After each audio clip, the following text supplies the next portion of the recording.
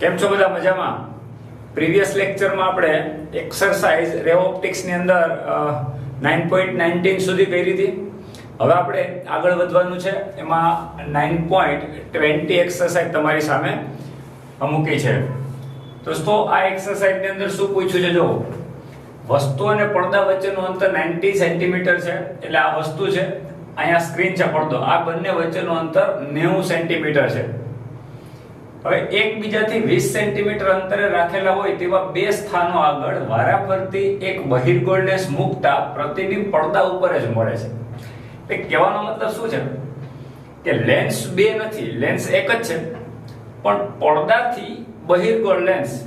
આપણે કેમ પ્રોજેક્ટર હોય તો પ્રોજેક્ટરની અંદર આપણે એનો લેન્સ સેટ કરવા માટે આપણે એક બાજુમાં નોબ હોય ઘુમાવી અને એને આગળ પાછળ કરી અને પડદા ઉપર આપણે ફોકસિંગ કરતા હોય. તો એમાં બીજું કંઈ નથી દોસ્તો. અહીંયા લેન્સ છે, તમે લેન્સને આગળ પાછળ કરો તો દાખલા તરીકે લેન્સની આ પોઝિશન છે, તો આ પોઝિશન આગળ પ્રતિબિંબ મળે પડદા ઉપર, ક્લિયર. પછી બીજી એક એવી પોઝિશન છે કે તમે લેન્સને ત્યાં મૂકે તો પણ પડદા ઉપર જ તમને પ્રતિબિંબ મળે. પ્રશ્ન આવો છે કે લેન્સની એવી બે પોઝિશન કે જેથી કરીને તમને ઇમેજ છે પડદા ઉપર ક્લીન દેખાય. તો આનો મતલબ થયો કે વસ્તુથી લઈને પડદા સુધીમાં એવી બે જગ્યા છે કે જેથી કરીને ત્યાં લેન્સ મૂકવાથી પડદા ઉપર જ પ્રતિબિંબ રચાય. ક્લિયર? ક્વેશ્ચન સમજવો બહુ મહત્વનો છે. તો આ લેન્સની કેન્દ્ર લંબાઈ કેટલી છે, આવો ક્વેશ્ચન છે, અને આ બે લોકેશન એકબીજાથી 20 સેન્ટીમીટર દૂર છે. એટલે બંને જે લેન્સની પરિસ્થિતિ જે છે, બે જગ્યા છે કે જ્યાંથી તમને પ્રતિબિંબ મળે છે, ઈ બે જગ્યા અથવા બે લેન્સ બંને બિંદુ વચ્ચેનું અંતર કેટલું છે? 20 સેન્ટીમીટર છે. આ બંને પોઝિશન વચ્ચેનું અંતર. તો લેન્સ કેટલી કેન્દ્ર લંબાઈનો હશે? એટલે બંને આકૃતિ મેં તમારી સામે મૂકી છે. જો પહેલી પોઝિશન આપણે વિચારીએ તો આ વસ્તુ છે, ત્યાંથી લેન્સ u1 જેટલો દૂર છે, એટલે કે આ વસ્તુ અંતર છે, રાઈટ? પછી લેન્સમાંથી પ્રકાશના કિરણો એક પડદા ઉપર લેન્સમાંથી વક્રીભૂત થઈને પડદા ઉપર પ્રતિબિંબ રચે છે. એટલે આ તમારા માટે પ્રતિબિંબ અંતર થયું. આ એક પહેલી પોઝિશન બતાવી મેં તમને. દોસ્તો, હવે લેન્સને તમે મૂવ કરશો એક જગ્યાએથી બીજી જગ્યાએ તો પણ તમને ઇમેજ પાછી પડદા ઉપર જ મળશે. એ મેં બીજી પોઝિશન બતાવી કે હવે લેન્સને અહીંયા હતો લેન્સ, હવે ત્યાંથી 20 સેન્ટીમીટર અહીં મૂકેલો. બંને બે લોકેશન છે ની વચ્ચેનું અંતર 20 સેન્ટીમીટર રકમમાં કહી દીધું છે. એ 20 સેન્ટીમીટર હું આગળ લઈ ગયો તો પણ મને ઇમેજ અહીંયા જ મળે છે. તો મિત્રો, તમને આ વાત સમજાવી જોઈએ કે જો આ અત્યારે વસ્તુ અંતર તરીકે વર્તે તો પ્રતિબિંબ અંતર તમારું પહેલી પોઝિશનમાં v1 થયું. હવે લેન્સને હું અહીંયા લઈ આવું તો મને પ્રતિબિંબ ન્યાને ન્યા મળવાનો મતલબ શું થયો કે હવે તમે આને વસ્તુ તરીકે કન્સિડર કરો તો પ્રતિબિંબ અહીંયા થઈ જશે. જો આને વસ્તુ તરીકે કન્સિડર કરો તો પ્રતિબિંબ અહીંયા થઈ જશે. પ્રતિબિંબ પોતાની જગ્યા બદલતું નથી, એટલે પ્રતિબિંબ સ્થાન અને વસ્તુ સ્થાન તમે આમ તેમ ફેરવી શકો. એટલે કહેવાનો મતલબ આ પોઝિશન છે અહીંયા આવી ગઈ અને આ પોઝિશન અહીંયા આવી ગઈ. એટલે કહેવાનો મતલબ શું કે તમારું જે પ્રતિબિંબ અંતર v1 છે એ હવે બીજી પરિસ્થિતિમાં પ્રતિબિંબ અંતર v1 છે, બીજી પરિસ્થિતિમાં શું થઈ જશે? વસ્તુ અંતર તમે લઈ શકો. અને પહેલી પરિસ્થિતિમાં જે તમારું વસ્તુ અંતર હતું u1, ઈ તમે બીજી પરિસ્થિતિમાં શું લખી શકો? પ્રતિબિંબ અંતર લખી શકો. આવું દોસ્તો ત્યારે જ કરી શકાય કે પ્રતિબિંબ પોતાનું સ્થાન એક જ જગ્યા ઉપર રાખતું હોય, બદલતું ના હોય. તો અત્યારે આ થઈ ગયું તમારું પ્રતિબિંબ, આ થઈ ગયું તમારું વસ્તુ. હવે જો તમે વસ્તુને અહીંયા મૂકો તો પ્રતિબિંબ અહીંયા મળશે, વસ્તુને અહીંયા મૂકો તો પ્રતિબિંબ અહીંયા મળે. એનો મતલબ શું થયો કે તમે વસ્તુ અને પ્રતિબિંબના સ્થાન આડાઅવળા ઉલટાવી શકો. એટલે અત્યારે તમારું u1 છે એ અત્યારે તમારો v2 થઈ જાય અને તમારો v1 છે એટલે પહેલાનું પ્રતિબિંબ છે એ પહેલાનું વસ્તુ અંતર u2 થઈ જશે. આઈ હોપ આટલી વાત ક્લિયર થઈ ગઈ હશે. હવે તો એકદમ ક્લિયર છે કે વસ્તુ અને પડદા વચ્ચેનું અંતર 90 છે. એટલે કે u1 v1 = 90. કારણ કે u1 અને v1 આ બંનેનો સરવાળો કરો તો વસ્તુથી પ્રતિબિંબ વચ્ચેનું અંતર 90 સેન્ટીમીટર છે. અને 20 સેન્ટીમીટર તમે ખસેડ્યું એટલે શું થયું? તમે જો આ તમારો v1 છે, u2 is તમારા માટે v1 થઈ ગયું, આ તમારા માટે v1 હતો એ અહીંયા આવી ગયો. એટલે આ વસ્તુ અંતર છે એ v1 થઈ ગયું. તો v1 એમાંથી આટલું u1 માઈનસ કરી નાખો, v1 માંથી આટલું u1 માઈનસ કરી નાખો તો આ 20 સેન્ટીમીટર હોય તો v1 u1 20 સેન્ટીમીટર લખી શકાય કે તમે આટલો લેન્સ મૂવ કર્યો તો આટલું જોતું એનો મતલબ શું આટલામાંથી આટલું માઈનસ એટલે કે v1 માંથી u1 માઈનસ કરો તો 20 મળે તો v1 u1 20. દોસ્તો આ બંને સમીકરણનો તમે સરવાળો કરો અને બેયનું કોમ્બિનેશન કરી અને u1 કેન્સલ થઈ જાય. જો બંનેનો સરવાળો કરો તો u1 કેન્સલ તો શું થઈ ગયું v1 v1 એટલે 2v1 અને 20 90 એટલે 110 તો v1 ને કરતા બનાવો તો 110 ના છેદમાં 2 આવે એટલે 55 આવે એટલે v1 તમારો 55 સેન્ટીમીટર મેં ડાયરેક્ટ મૂકી દીધું. આ બંને સમીકરણનો સરવાળો કરો તો v1 v1 એટલે 2v1 u1 કેન્સલ 2v1 બરાબર આ બંનેનો સરવાળો કરો તો 110 એટલે 2v1 110 તેથી v1 110 ના છેદમાં 2 એટલે 55 સેન્ટીમીટર અને v1 ની કિંમત 55 મૂકો અહીંયા તો 55 સામે જ્યારે માઈનસ એટલે 90 55 કરો એટલે u1 તમારો કેટલો મળે 35. એટલે દોસ્તો અહીંયા તમને u1 અને v1 બંનેની વેલ્યુ મળી ગઈ. હવે તમે લેન્સનું સમીકરણ લગાવો તો લેન્સનું સમીકરણ આપણને ખબર છે -1/u + 1/v = 1/f. u લેવાનો -35 આ પાથ પ્રકાશની વિરુદ્ધ થશે એટલે -35. v તમારા માટે 55 આ 55 અને 35 બંનેની વેલ્યુ મૂકી દીધી સંજ્ઞા પદ્ધતિ સાથે અને f ને હવે તો તમે આમાંથી કેન્દ્ર લંબાઈ f ને કરતા બનાવશો એટલે તમને ખબર પડશે કે આ લેન્સની કેન્દ્ર લંબાઈ 21.38 સેન્ટીમીટર થશે. એટલે આ થઈ આપણી એક્સરસાઇઝ નંબર 9.20. દોસ્તો હવે 9.21 છે એમાં ક્વેશ્ચન પૂછ્યા છે, અમુક નોલેજ આધારિત પ્રશ્નો છે. વ્યવસ્થિત રીતે તમે કોન્સેપ્ટ જોયો હોય, વ્યવસ્થિત બધા લેક્ચર કર્યા હોય તો આઈ હોપ તમને એ વાત તો લગભગ સમજાય જ જાય એટલે એની કઈ ટેન્શન નથી. એટલે 9.20 એક્સરસાઇઝ આપણે લઈએ. આ 9.21 ને આપણે અહીંયા સ્કીપ કરશું. દોસ્તો તો 9.22 માં પ્રિઝમ રિલેટેડ પ્રશ્ન છે. જો પ્રશ્ન આવ્યો છે 60 અંશનો પ્રિઝમ કોણ ધરાવતા પ્રિઝમની સપાટી ઉપર કેટલા લઘુત્તમ આપાત કોણે આપાત થતા કિરણનું બીજી સપાટીએથી સહેજ પૂર્ણ આંતરિક પરાવર્તન થાય. એટલે તમને સિમ્પલ પ્રશ્ન પૂછ્યો છે અને પ્રિઝમના દ્રવ્યનો વક્રીભવનાંક આપી દીધો. સિમ્પલ ક્વેશ્ચન છે કે કેટલાનો લઘુત્તમ એટલે ઓછામાં ઓછો કેટલો આપાત કોણ હોવો જોઈએ સપાટી ઉપર કે જેથી પ્રકાશનું કિરણ સહેજ પૂર્ણ આંતરિક પરાવર્તન થયું એટલે કે બીજી સપાટી પરથી બહાર નહીં નીકળે, સપાટીને શું થઈ જશે સમાંતર થઈ જશે. એટલે જસ્ટ શું થશે પૂર્ણ આંતરિક પરાવર્તન બહાર નહીં નીકળે તો આ ખૂણો તમારો 90 ડિગ્રી હોય. દોસ્તો પૂર્ણ આંતરિક પરાવર્તનની શરત શું છે? આપાત કોણની વેલ્યુ આપેલા દ્રવ્ય માટે ક્રાંતિ કોણ કરતા મોટી હોવી જોઈએ. એટલે θ > c અથવા તો sin c = 1/n આ સૂત્ર આપણને ખ્યાલ છે ક્રાંતિ કોણ. તો પહેલા આપણે ક્રાંતિ કોણ મેળવી લઈએ મટીરીયલ માટે. sin c = 1/n જ્યાં n છે દ્રવ્યનો વક્રીભવનાંક છે અને એ છે 1.524 આપી દીધો છે. તો sin c આમાં કિંમત મૂકો 1.524 1/1.524 કેલ્ક્યુલેશન કરો. નેચરલ સાઇન ની અંદર તમે એંગલ જો તો તમને c 41 અંશનો મળશે. દોસ્તો લોગરિધમ ની અંદર તમને નેચરલ સાઇન નેચરલ tan આ બધું જોતા આવડતું હોય એવી આશા સાથે આપણે આગળ વધીએ છીએ. ઓકે, તો તમે આ 1/1.524 ની વેલ્યુ જે આવે એ તમે નેચરલ સાઇન લોગરિધમમાં જોશો એટલે તમને એંગલ 41 ડિગ્રી બતાવશે. ક્લિયર? એટલે આપણને આ દ્રવ્ય માટે ક્રાંતિ કોણ ખબર પડી ગઈ પ્રિઝમ માટે. હવે તમે જોવું જોઈએ આ આપાત કોણ છે, અહીંયા આપણે વક્રીભૂત કોણ r છે અને આ ક્રાંતિ કોણ થાય તો જ આ પૂર્ણ આંતરિક પરાવર્તન થશે. આપેલી આ સપાટી ઉપર આપાત કોણની વેલ્યુ ક્રાંતિ કોણ જેટલી હોય તો જ પૂર્ણ આંતરિક પરાવર્તન થાય અને આ ખૂણો 90 ડિગ્રી નો મળે. જો દોસ્તો આવું થાય તો તમે વિચારો કે આ વક્રીભૂત કોણ r કહીએ તો આ સપાટીએ લંબ છે તો લંબ સાથેનો ખૂણો જો આ વક્રીભૂત કોણે r બનાવ્યો હોય તો બાકી જે બચે એ કેટલો હોય 90 - r.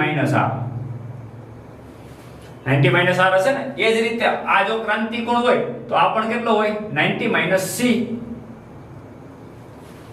થાય ને. હવે તમને ઉપર એમ ત્રિકોણ દેખાય, તમે જો આ ત્રિકોણ 60 નો ખૂણો 90 - r નો ખૂણો અને 90 - c નો ખૂણો આ ત્રણેય ખૂણાનો સરવાળો 180 થાય.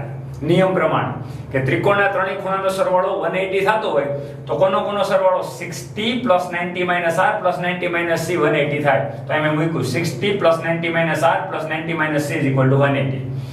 દોસ્તો અહીંયા કેલ્ક્યુલેશન કરશું તો તમને c ની વેલ્યુ 41 ડિગ્રી અહીં મૂકી દેશો. c ની વેલ્યુ 41 ડિગ્રી અહીં મૂકી દેશો તો બાકીનું બધું જ આપણે ખબર પડી ગઈ. r ને કરતા બનાવશો એટલે તમને 19 ડિગ્રી મળશે. 19 નો ખૂણો મળે. એટલે દોસ્તો તમને વક્રીભૂત કોણ 90 મળી ગયો, 19 મળી ગયો અને ક્રાંતિ કોણ 41 મળી ગયો. એની ઉપર ત્યાં વક્રીભૂત કોણ મળી ગયો છે. હવે તમે સ્નેહનો નિયમ લગાવવો છે તો દ્રવ્યનો વક્રીભવનાંક કેટલો થાય? sin i / sin r. આપાત કોણની sin વેલ્યુ અને વક્રીભૂત કોણની sin વેલ્યુ નો ગુણોત્તર કેટલો હોય આપેલા માધ્યમના વક્રીભવનાંક જેટલો. n = sin i / sin r. સ્નેહનો નિયમ લગાવ્યો, રાઈટ. હવે 1.524 વક્રીભવનાંક છે, વેલ્યુ મૂકી દીધી. sin i / sin 19 આપણને r 19 મળ્યો. sin i ને કરતા બનાવો તો 1.524 અને sin 19 ની કિંમત આવશે 0.3256. લોગેરિધમમાં જોઈ લેવાની. આ બંનેનો તમે ગુણાકાર કરશો અને જે વેલ્યુ મળે એ નેચરલ સાઈનમાં તમે જોશો એટલે તમને 29.75 ડિગ્રી મળશે. એટલે મિનિમમ નિયર અબાઉટ 29.75 કરો એટલે 0.75 એટલે એક અંશ બીજો લગભગ 30 અંશનો ખૂણો તો મિનિમમ જોઈએ. મિનિમમ 30 અંશના ખૂણે પ્રકાશનું કિરણાપાત કરો. મિનિમમ નો મતલબ શું થયો દોસ્તો? કે અહીંયા ઓછામાં ઓછો ખૂણો એટલો હોવો જોઈએ. આના કરતા ઓછા ખૂણે જો તમે આપાત કરો તો શું થશે? અંદર ને અંદર પરાવર્તન થવાને બદલે પ્રકાશનું કિરણ શું થઈ જશે? બહાર નીકળી જશે. એટલે મિનિમમ આટલો ખૂણો તો જોઈએ. આના કરતા વધારે હોય તો ઓકે, પણ લઘુત્તમ એંગલ તમારો આટલો હોવો જોઈએ કે જેથી તમે અહીંયા પ્રકાશનું કિરણ બીજી સપાટી ઉપરથી પૂર્ણ આંતરિક પરાવર્તન અથવા તો સપાટીને સમાંતર થઈ જાય. તો આ થઈ ગઈ તમારી એક્સરસાઇઝ નંબર 9.22. હવે આપણે નેક્સ્ટ એક્સરસાઇઝ જોઈએ. દોસ્તો હવે આપણે 9.23 એક્સરસાઇઝ જોઈએ. બહુ સરસ ક્વેશ્ચન છે કે 1 મિલીમીટર સ્ક્વેરના ચોરસમાં વિભાગેલા એક સમતલમાં, એટલે એક આખું સમતલ છે એને 1 mm સ્ક્વેરના આખા ટુકડા પાડી દીધા આખા સમતલમાંથી, અને એ ટુકડામાં 9 સેન્ટીમીટર કેન્દ્ર લંબાઈવાળા વિવર્ધક લેન્સ અને એ પણ અભિસારી આપ્યો છે, બહિર્ગોળ લેન્સની થી જોવામાં આવે છે. એટલે એક નાનો પીસ છે, આખું એક સમતલ છે, આખું આવું એક સમતલ છે અને એને નાના પીસમાંથી જોવામાં આવે. તો એ પીસ 1 mm બાય 1 mm માં છે. તો 1 mm સ્ક્વેર જેટલો એરિયા છે એ અહીં તમારી સામે આકૃતિ બતાવો. 1 mm સ્ક્વેરમાં અને 9 સેન્ટીમીટર જેટલો દૂર એક લેન્સ છે એનાથી જોવામાં આવે. હવે કેન્દ્ર લંબાઈ કરતા ઓછા અંતરે છે, અહીંયા કેન્દ્ર લંબાઈ જાય છે, એના કરતા ઓછા અંતરે જ્યારે પણ વસ્તુને મૂકો બહિર્ગોળ લેન્સ માટે એટલે એનો તમને આભાસી પ્રતિબિંબ મળે. અને દોસ્તો એ આભાસી પ્રતિબિંબ માટે પ્રશ્ન પૂછ્યો છે કે લેન્સની મોટાવણી શોધો અને ટુકડાના આભાસી પ્રતિબિંબમાં દરેક ચોરસનું ક્ષેત્રફળ શોધો. બીજો ક્વેશ્ચન છે લેન્સની કોણીય મોટાવણી શોધો, અને ત્રીજો ક્વેશ્ચન એવો છે કે A અને B માં જે મોટર શક્તિ મળે એ ખરેખર સમાન છે અને સમાન હોય કે સમાન ના હોય તો એનું અર્થઘટન અથવા તો સમજાવો કે શું કામે સમાન હોય અથવા શું કામે સમાન ના હોય. તો 1 by 1 આપણે ડિસ્કસ કરીએ. મિત્રો 9 સેન્ટીમીટર અંતરે મેં આવો ટુકડો મૂક્યો 1 મિલીમીટર ઊંચો અને 1 મિલીમીટર પહોળો. તો આ આભાસી પ્રતિબિંબ કેટલા અંતરે રચશે એ તમારે જોવું હોય તો સીધું દરેક ચોરસનું ક્ષેત્રફળ 1 mm સ્ક્વેર છે, આપણને ખબર છે. એટલે લંબાઈ કેટલી થશે? 1 mm જ થશે, પહોળાઈ 1 mm થશે. એટલે આપણે રેખીય મોટાવણી વિચારીએ કે લંબાઈ 1 mm છે તો ઊંચાઈ 1 mm થઈ ગઈ. આ વસ્તુ છે 9 સેન્ટીમીટર લેન્સ આગળ છે એટલે -9 થશે અને કેન્દ્ર લંબાઈ 10 સેન્ટીમીટર છે લેન્સની. તો બધાની વેલ્યુ આપણે મૂકીએ તો લેન્સના સમીકરણ માટે -1/u + 1/v = 1/f આપણને ખ્યાલ જ છે. લેન્સ સમીકરણ 1/v ને કરતા બનાવીએ સામે જાય તો 1/u પ્લસ થશે એટલે 1/f + 1/u. વેલ્યુ મૂકે f = 10 ને u = -9 મૂકશો એટલે 1/10 - 1/9 એટલે 1/90 થઈ જશે, -1/90 થઈ જશે. વ્યસ્ત કરશો એટલે તમને v મળશે -90 સેન્ટીમીટર. આનો મતલબ આભાસી પ્રતિબિંબ છે ખબર પડી ગઈ જો -90 સેન્ટીમીટર, એનો મતલબ આનું પ્રતિબિંબ આ બાજુ નહીં મળે. નોર્મલી લેન્સમાં પ્રતિબિંબ આપણે એવું વિચારતા હોય કે આ બાજુ પ્રકાશના કિરણો વક્રીભૂત થઈને આ બાજુ આવે, એવું ત્યારે જ બને છે વાસ્તવિક પ્રતિબિંબ હોય. દોસ્તો આનું આભાસી પ્રતિબિંબ આ બાજુ મળે. કેટલા સેન્ટીમીટર? 90. એટલે તમે 9 સેન્ટીમીટર અહીં રાખો ને તો આ ચોરસ લેન્સમાં આભાસી પ્રતિબિંબ આ બાજુ 90 સેન્ટીમીટર જેટલું દૂર છે. લેન્સની આ બાજુ વસ્તુ તરફ જ 90 સેન્ટીમીટર જ છે. તો આ તમારા માટે પ્રતિબિંબ અંતર થયું. તો દોસ્તો મોટવણી કેટલી થશે? m v/u. v એટલે -90, u એટલે -9 એટલે કેટલું થશે? +10. આનો મતલબ આ જે છે એના કરતા 10 ગણું મોટું દેખાશે. આનો મતલબ શું થયો કે 10 મીટર ઊંચું, 10 ગણું ઊંચું અને 10 ગણું આડું. તો સંપૂર્ણ ક્ષેત્રફળ તમે વિચારો તો આભાસી પ્રતિબિંબના દરેક ચોરસનું ક્ષેત્રફળ 10/10 થઈ જાય. 1/1 છે નું 10 ગણું કરો, આનું 10 ગણું કરો તો 10 અને આનું પણ 10 ગણું કરો તો 10 એટલે 10 * 10 એટલે 100 મિલીમીટર સ્ક્વેર જેટલો એરિયા થઈ જાય. ટોટલ 10 ગણું મોટું દેખાવું એટલે આડું પણ 10 ગણું મોટું દેખાય, ઊભું પણ 10 ગણું મોટું દેખાય. એટલે એરિયા કેટલો થઈ જાય? 10 * 10 100 મિલીમીટર સ્ક્વેર. આને કન્વર્ટ કરીએ તો 100 મિલીમીટર એટલે 10⁻⁻1 મીટર સ્ક્વેર થશે. સેન્ટીમીટર સ્ક્વેર થશે કારણ કે 1 સેન્ટીમીટર = 10 mm. તો a = 10 સ્ક્વેર એટલે 100 ને મેં 10 સ્ક્વેર તરીકે લખ્યો અને આ 10⁻² બને કેન્સલ થઈ જશે એટલે અહીંયા તમારું શું થઈ જાય? 10⁻0 એટલે 1 centimetre square. Simple. 100 mm square = 1 centimetre square. આ તો વ્યવસ્થિત સમજાય એટલે બાકી આ કન્વર્ઝન તો તમને આવડતા જ હોય, તમે યુનિટ એન્ડ મેઝરમેન્ટ ભણી ગયા છો રાઈટ. તો આ તમારું 100 મિલીમીટર સ્ક્વેર જે છે એ 1 સેન્ટીમીટર સ્ક્વેર એટલે ક્ષેત્રફળ તમને છે 1/1 નું પણ ઇમેજનું ક્ષેત્રફળ તમને દેખાશે 1 સેન્ટીમીટર સ્ક્વેર એટલે છે 1 mm સ્ક્વેર અને દેખાશે તમને 1 સેન્ટીમીટર સ્ક્વેર. આટલું એનલાર્જ થઈ જશે. ઓકે, અને આભાસી પ્રતિબિંબ છે. બીજો ક્વેશ્ચન છે આમાંનામાં કે લેન્સની કોણીય મોટવણી શોધો. દોસ્તો કોણીય મોટવણી એટલે એનું વિભેદન પાવર અથવા કોણીય મોટવણી એટલે વિભેદન પાવર અથવા તો મેગ્નીફાઈંગ પાવર. તો મેગ્નીફાઈંગ પાવર એટલે v/u પણ અહીંયા વસ્તુ v ની જગ્યાએ મેં d મૂક્યું. નિયર પોઈન્ટ એટલે 25 સેન્ટીમીટર ફિક્સ. તો 25 ના છેદમાં તમે 9 લખો, વસ્તુ અંતર 9 છે તો 25 ના છેદમાં 9 એટલે 2.8 એટલે એનો મેગ્નીફાઈંગ પાવર 2.8 મળ્યો. હવે મિત્રો ત્રીજો ક્વેશ્ચન અહીંયા મેં તમારી સામે લખેલો નથી પણ મારે સમજાવવાનો છે કારણ કે ક્વેશ્ચન પૂછેલો છે કે A ઓપ્શન અને B ઓપ્શનમાં જે મેળવેલી મોટવણી ખરેખર સમાન છે. એટલે આમાં જે તમે મોટવણી મેળવી A અને B ઓપ્શનમાં તમે મેગ્નીફાઈંગ પાવર મૂક્યો એટલે મોટો શક્તિ મેળવી એ સમાન છે?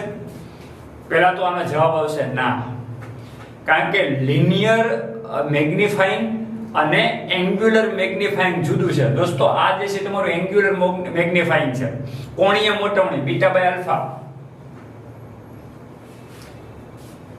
તો આ તમારા માટે વિભેદન પાવર અથવા તો મેગ્નીફાઈંગ પાવર છે એટલે આ v/u એટલે d/u થશે 25/9 એટલે 2.8 થશે.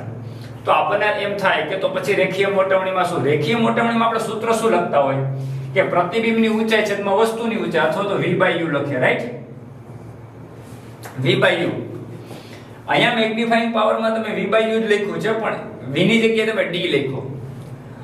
જો પ્રતિબિંબ નિયર પોઈન્ટ આગળ મળતું હોય મિત્રો તો v/u લખો કે d/u, બે સરખું થઈ ગયું ને, કારણ કે v ની જગ્યાએ તમે d લખી નાખ્યું તો v/u એટલે તમારી રેખીય મોટવણી જે તમે કહો છો એ, અને અહીંયા d/u આ તમારા માટે મેગ્નીફાઈંગ પાવર થયો એટલે એંગ્યુલર મેગ્નિફિકેશન થયું. તો દોસ્તો કોણીય મોટવણી અને રેખીય મોટવણી ત્યારે જ સરખી થાય કે જ્યારે તમારું પ્રતિબિંબ નિયર પોઈન્ટ આગળ રચાતું હોય તો જ. જો તમારું પ્રતિબિંબ બીજા કોઈ ડિસ્ટન્સ ઉપર રચાતું હોય તો આ વેલ્યુ બદલી જાય, d નો આવે, આ તો ફિક્સ મૂકી દીધી આપણે 25. જો પ્રતિબિંબ તમે બીજે લ્યો, આ પ્રતિબિંબ આભાસી જે છે નિયર પોઈન્ટ આગળ ન રચાતું હોય મિત્રો તો તમારા માટે સરખું નહીં થાય. આપણે જોઈ શકીએ છીએ આ દાખલાની અંદર તમારો આ પ્રતિબિંબ ક્યાં રચાણું છે 90 સેન્ટીમીટર એટલે ક્યાં ઘણું બધું દૂર 25 સેન્ટીમીટર કરતા એટલે તમને આ બંનેના આન્સર જુદા આવે. આ તમારા માટે 10 આવે છે ને આ તમારા માટે 2.8 આવે છે. કે આ ગણતરી આપણે નિયર પોઈન્ટ થી કરી છે, આ કોણીય મોટવણી. અને રેખીય મોટવણી એટલે સીધો પ્રતિબિંબ અંતર અને વસ્તુ અંતરનો તમે ગુણોત્તર લ્યો એટલે તમને જે 10 મળે છે પ્રતિબિંબ કોઈ પણ અંતરે મળે તો આ તમે લખો છો, અને આ તમે નિયર પોઈન્ટ આગળ મળે ત્યારે તમે લખો છો મિત્રો. આ તમારા માટે કોણીય મોટવણી થઈ, આ તમારા માટે રેખીય મોટવણી થઈ. તો આ બંને વસ્તુ જુદી છે. એટલે પહેલા તો એ પ્રશ્નનો જવાબ આવે ના. અને શું કામે? એટલા માટે આ સમાન ત્યારે જ થાય કે જ્યારે પ્રતિબિંબ ક્યાં મળતું હોય, નિયર પોઈન્ટ આગળ મળતું હોય ત્યારે. બાકી બંને કેસની અંદર તમારું પ્રતિબિંબ બંને વસ્તુ જુદી થશે. એટલે આ તમારો ત્રીજો ક્વેશ્ચન સી પણ સોલ્વ. હવે આપણે નેક્સ્ટ એક્સરસાઇઝ જોઈએ દોસ્તો. હવે આપણે 9.24 એક્સરસાઇઝ જોઈએ, જે 9.23 ઉપરથી જ છે. એટલે મેં આની અંદર ક્વેશ્ચન નથી લખ્યો, પણ 9.24 ની અંદર એવું કંઈક કીધું છે કે 9.23 એક્સરસાઇઝમાં જે પણ તમને આપેલું છે બધું એમને રહેવા દેવાનું, પણ એમાં એક ક્વેશ્ચન એને બદલાવી નાખો કે લેન્સને કેટલા અંતરે રાખવો જોઈએ કે જેથી શક્ય મોટો શક્તિ દ્વારા તમને પ્રતિબિંબ સ્પષ્ટ દેખાય. એટલે કહેવાનો મતલબ, હવે વસ્તુ અંતર પૂછ્યું છે અને પ્રતિબિંબ સ્પષ્ટ દેખાય એનો મતલબ શું મિત્રો? કે પ્રતિબિંબ અંતર 25 સેન્ટીમીટર હોવું જોઈએ. ક્લિયર થઈ ગયું એકદમ. એટલે તમારું પ્રતિબિંબ અંતર v મેં ડાયરેક્ટ 25 સેન્ટીમીટર માઈનસ લખી નાખ્યું. એટલા માટે કે પ્રતિબિંબ આભાસી છે, તો ને કીધું જ છે કે આભાસી પ્રતિબિંબ સ્પષ્ટ દેખાવું જોઈએ.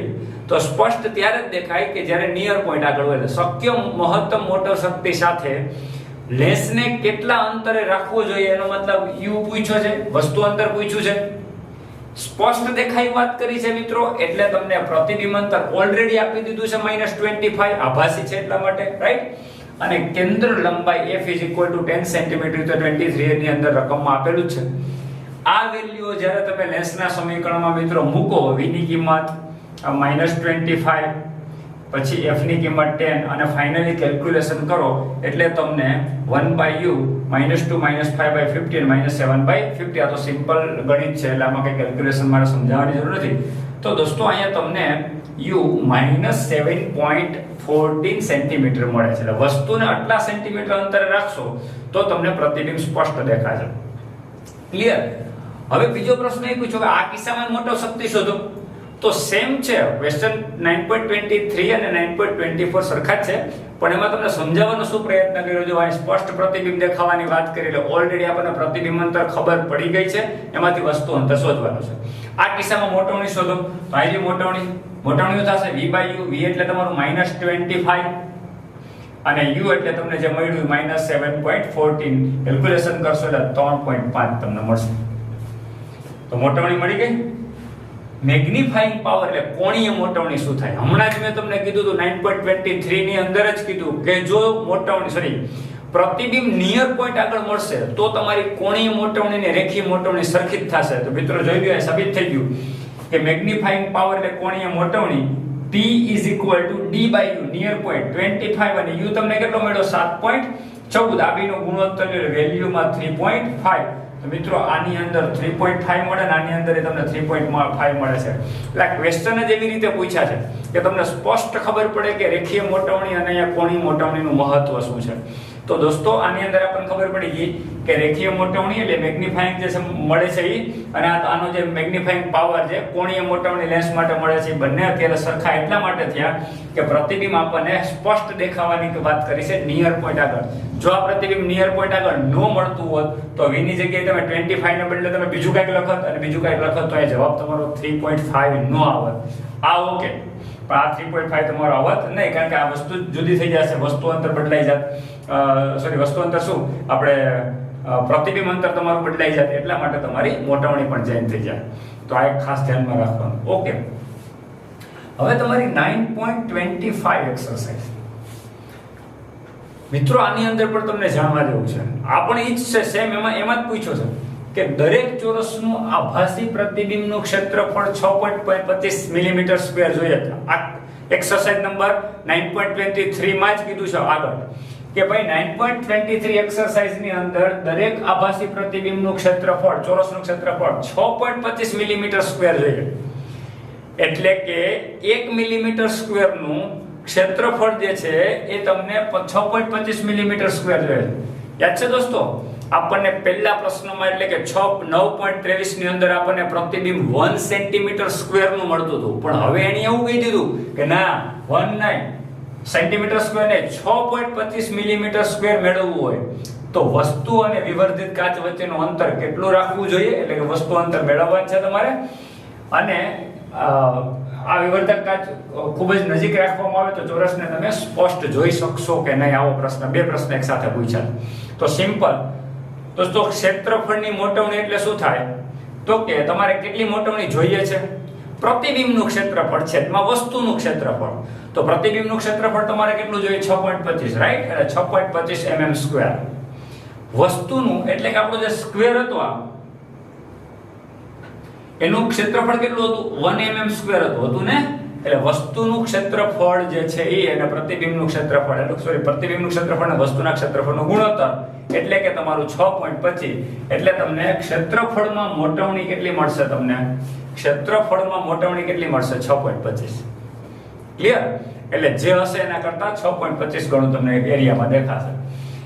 હવે આવે તમારી રેખીય મોટવણીની વાત. મિત્રો, રેખીય મોટવણીમાં ખાલી એક જ ડાયમેન્શનની વાત થતી હોય, ઊંચાઈ. જો તમે ઊંચાઈ તરીકે લ્યો તો ઊંચાઈ અને એક પહોળાઈ તરીકે લ્યો તો પહોળાઈ, એક જ ડિમેન્શન હોય. તો રેખીય મોટવણીમાં એક જ ડિમેન્શન આવે.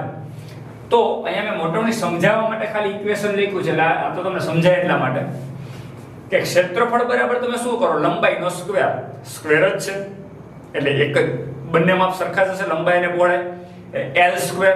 તો l ને કરતા બનાવો તો શું થાય, √a થશે, એટલે ક્ષેત્રફળનું વર્ગમૂળ. એટલે કહેવાનો મતલબ શું, આ તો મેં તમને સમજાવવા માટે લખ્યું છે ડિમેન્શન આ રીતે. તો મોટવણી પણ શું થશે, ક્ષેત્રફળ તમને જે પ્રતિબિંબમાં મળ્યું છે એનો રૂટ કરશો, કારણ કે છેદમાં તો 1 જ છે, તો રૂટ કરશો એટલે મોટવણી તમને પ્રતિબિંબમાં કેમાં મળશે, ખાલી રેખીય મોટવણી. એટલે જો ક્ષેત્રફળમાં મોટવણી 6.25 થતી હોય, કારણ કે 6.25 ના છેદમાં 1 નું રૂટ તો 1 જ થશે, તો 6.25 નું તમે રૂટ કાઢી નાખશો તો એ તમારી મોટવણી કેવી થઈ જાય, એક જ ડાયમેન્શનમાં થશે, એક જ પરિમાણમાં થશે. એટલે કેવી મોટવણી, રેખીય મોટવણી. એટલે રેખીય મોટવણી એટલે ડાયરેક્ટ તમે શું લખી શકો, આ મોટવણીનો રૂટ. એટલે 6.25 નો રૂટ કરો એટલે દોસ્તો તમને મળે 2.5. આઈ હોપ આ વાત બધાને ક્લિયર થઈ ગઈ હશે. હવે એની અંદર મોટવણી શોધી આપણે. તો મોટવણી એટલે શું થાય, v/u. તેથી v is equal to m, sorry, મોટવણી મળી ગઈ. એટલે મોટવણીના સૂત્ર ઉપરથી m is equal to v/u અને v is equal to mu. m એટલે મોટવણી આપણને ખબર છે 2.5 અને u m નો. આપણા માટે પ્રતિબિંબ અંતર 2.5 u થયું. હવે એના લેસના સમીકરણમાં મૂકીએ, -1/u + 1/v is equal to 1/f. દોસ્તો -1/u m પ્લસ 1/v ની જગ્યા ઉપર 2.5u is equal to 1/10. Finally આ બંનેનો લસા થશે 2.5u. અહીંયા 2.5 ઘટે છે, ઉપર ગુણશું એટલે -2.5 પ્લસ અહીંયા કઈ ઘટતું નથી એટલે 1, 2.5 માઈનસ પ્લસ 1 એટલે -1.5 by 2.5u is equal to 1/10. તો ફાઇનલી આમાંથી u ને કરતા બનાવશો તો 10 આની હારે ગુણાશે, u ઉપર વઈ જશે એટલે 10 આ સાથેને ગુણશો એટલે 1.5 * 10 એટલે 15 થશે, અને એના છેદમાં 2.5 કરશો એટલે તમને જવાબ આવશે 6. એટલે આ તમારું u is equal to -6 centimetre મળ્યું. વસ્તુને ક્યાં રાખવી જોશે દોસ્તો, 6 સેન્ટીમીટર દૂર લેન્સથી આગળ. કેટલો એરિયા જોતો હશે પ્રતિબિંબનો, આભાસી પ્રતિબિંબનો એરિયા તમારે 6.25 mm સ્ક્વેર જોતો હોય તો વસ્તુને 6 સેન્ટીમીટર દૂર રાખવી જોઈએ. આનો મતલબ આવો થયો. ક્લિયર? એટલે કે ઓલું ચોરસ જે છે, આપણા ચોરસ જે દોર્યું હતું એ ચોરસને લેન્સથી 6 સેન્ટીમીટર દૂર રાખવું જોઈએ. ક્યારે? તો કે આભાસી પ્રતિબિંબ કેટલું જોઈતું હોય તો 6.25 mm સ્ક્વેર. ક્લિયર? ઓકે. હવે એમાં જ ક્વેશ્ચન છે કે શું પ્રતિબિંબ અંતર, અહીંયા આપણે કીધું વિવર્ધક કાચ અને કાચનું અંતર, વસ્તુ અને વિવર્ધક કાચ વચ્ચેનું અંતર કેટલું રાખવું જોઈએ, આપણને u મળી ગયો. હવે એની પરથી v પણ મળે, કારણ કે v is equal to mu, m એટલે 2.5 ને u મળી ગયો, u ની કિંમત -6 સાઈન મૂકો તો 2.5 - 6 બંનેનો ગુણાકાર કરશો એટલે કેટલું થશે, 15 સેન્ટીમીટર માઈનસ. આનો મતલબ શું થયો કે પ્રતિબિંબ અંતર તમને -15 સેન્ટીમીટર અંતરે મળે છે. એટલે કે વસ્તુ જે બાજુ હશે ત્યાં ઈ તરફ -15 સેન્ટીમીટર. તો આમાં ક્વેશ્ચન શું છે દોસ્તો, જો કે આંખને આ વિવર્ધક કાચની ખૂબ નજીક રાખવામાં આવે તો ચોરસને તમે સ્પષ્ટ જોઈ શકશો. તો આનો જવાબ આવશે ના. દોસ્તો અહીંયા તમારું પ્રતિબિંબ અંતર જે છે એ નિયર પોઈન્ટ કરતા ઓછું એટલે કે 25 સેન્ટીમીટર કરતા ઓછા અંતરે મળે છે, એટલા માટે તમે પ્રતિબિંબને સ્પષ્ટ જોઈ શકશો નહીં. તો આ વસ્તુ ખાસ ધ્યાન રાખવાની કે આનો જવાબ ના આવશે કે સ્પષ્ટ પ્રતિબિંબ ત્યારે જોઈ શકો તમે કાં તો નિયર પોઈન્ટ નજીક એટલે 25 સેન્ટીમીટર જેટલું મળે તો તમે એને સ્પષ્ટ જોઈ શકશો, અથવા તો ખૂબ દૂર મળે તો જ્યારે નિયર પોઈન્ટ કરતા નજીક અંતરે મળતું હોય ત્યારે તમને પ્રતિબિંબ સ્પષ્ટ દેખાશે નહીં, એટલે આનો જવાબ આવશે ના. એટલે આ પ્રશ્નનો જવાબ આવશે ના. તો આ વસ્તુ મેં તમને ક્લિયર કરી દીધી. તો આજે આપણે 9.25 એક્સરસાઇઝ સુધી જોયું. દોસ્તો હવે પછીની બધી જ એક્સરસાઇઝ જે પણ 4-5 એક્સરસાઇઝ બાકી છે એ આપણે નેક્સ્ટ લેક્ચરમાં જોઈ લેશું. એટલે અહીં આપણું રે ઓપ્ટિક્સની કમ્પ્લીટ એક્સરસાઇઝ આપણી પૂરી થશે. તો આના પછીના લેક્ચરમાં આપણે આગળ જોઈશું.